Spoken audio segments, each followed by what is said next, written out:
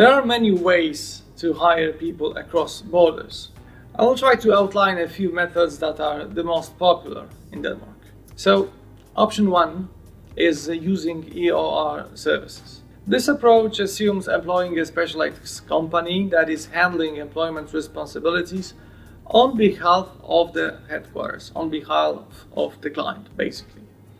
So the employer of record handles all spectrum of HR activities and is making the payment of salary for employees, withholding the tax, making sure that all benefits are paid on time. In this model, the situation is very simple. The client is working with the EOR service provider who is having a local partner or is a local partner itself and is having a legal entity registered in Denmark. And then the employees are of the headquarters of the company from United States or any other place in the world are hired through the Danish local company. Option two is employment and payroll through the company's headquarters in a mother country. In this case, employees are directly hired and paid by the company's headquarters entity while working in Denmark.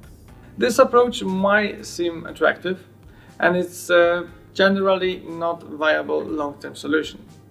Headquarters payroll is usually not permissible if the employee is not a tax resident in that country. So basically, if someone is living in Denmark and working in Denmark, most of the time the Danish tax office will require a tax payment locally. Also, it might be difficult for someone working, for instance, for the American company from the Danish territory to get a visa or working permit in the United States. Option three is engaging through independent contractor agreements, so basically B2B.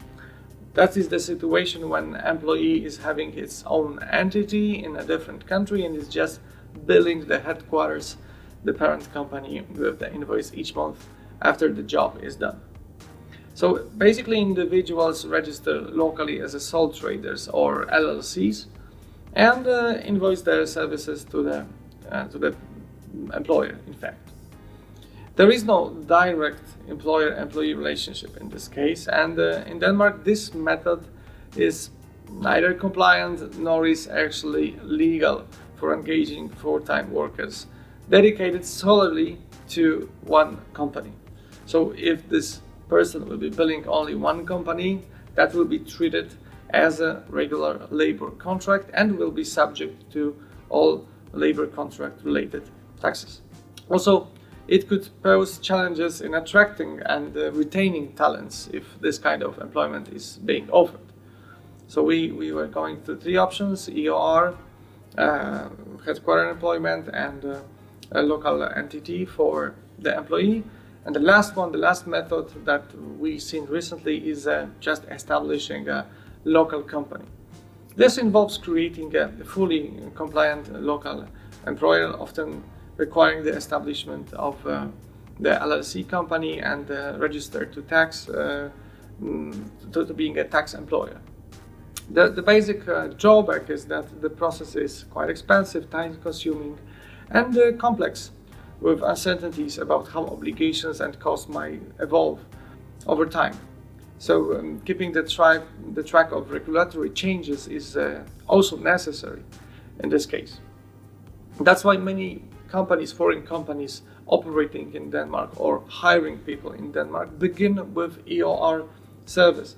And then along with time, when they employ more and more people, they usually establish a local entity. And what is important, establishing entity is one aspect. The other aspect is that the director needs to have a CPR number and needs to have a MitID, digital electronic signature. Without it, the running of the company will not be possible, and opening the bank account will also not be possible. Considering all aspects of aforementioned options that I was talking about, most entrepreneurs will probably start with EOR and think about having their own entity in Denmark in the long run. So firstly, they test the market, and then when the market is already well established, they open the company and start the registration procedures. If you have any questions regarding to EOR in Denmark, Employer of Record in Denmark, feel free to get in touch with us. We wish you best of luck with your business in Denmark.